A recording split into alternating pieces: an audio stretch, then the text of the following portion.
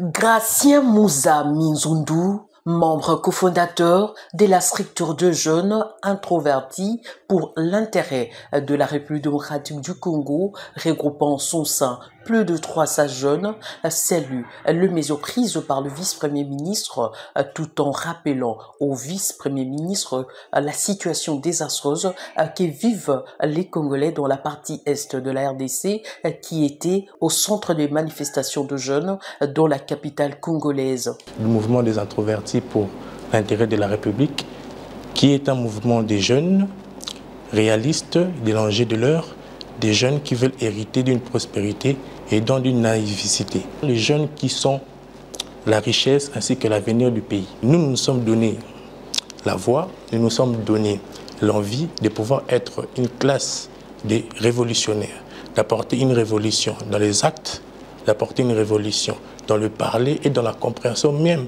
de ce qui se passe dans notre pays.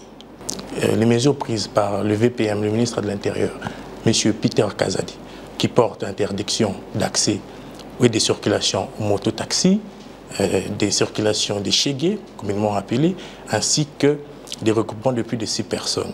Je pense qu'il rembrunit la volonté de cette nouvelle classe, de cet avenir, de cette puissance du Congo qui est les jeunes, qui ne veut pas hériter de la mort, qui ne veut pas hériter d'un onirique de paix, mais nous pouvons l'accepter que notre gouvernement puisse vouloir défendre ses relations ainsi que ses rapports dans le cadre de sa politique étrangère avec les États de l'Occident ainsi que les États-Unis d'Amérique, mais il ne faut pas quand même oublier la chronologie historique de cette guerre qui se détériore.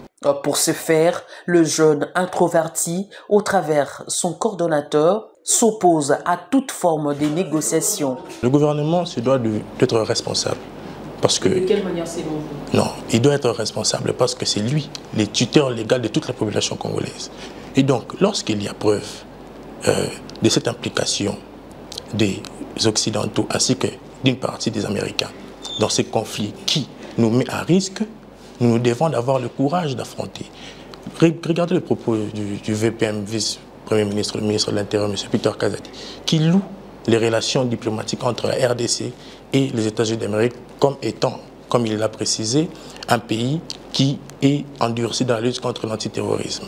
Mais aujourd'hui, tout le monde voit M. Blinken. M. Blinken, partout où il va, il annonce pour le Congo une situation politique, une sortie politique entre les rebelles et le gouvernement. Mais vous voyez que ce sont des usages de faux. Et donc, nous ne pouvons pas nous mélanger dans une distraction. Aujourd'hui, si les jeunes ont voulu se manifester, ont voulu déclarer, c'est parce qu'ils en ont la conscience, parce qu'ils veulent hériter, comme je le rappelle, d'une prospérité. Parce qu'il faut le préciser que personne dans cette classe politique actuelle n'a au-delà de 65 ans d'expérience de vie à se rajouter. Et donc, nous, qui sommes responsables d'être futurs hommes d'État de demain, nous nous devons d'être des gens qui sont introvertis. Nous sommes contre cette négociation parce que nous négocions avec l'ennemi. Cette guerre qui a commencé en 1994, de nos jours, a eu plusieurs accords, a eu plusieurs traités de paix entre les rebelles et la République. Aujourd'hui, où en sommes-nous? Le jeune introverti, pour l'intérêt de la RDC, recommande au gouvernement de pouvoir mettre tout en œuvre et dire non à la guerre qui se déroule à l'est de la République démocratique du Congo.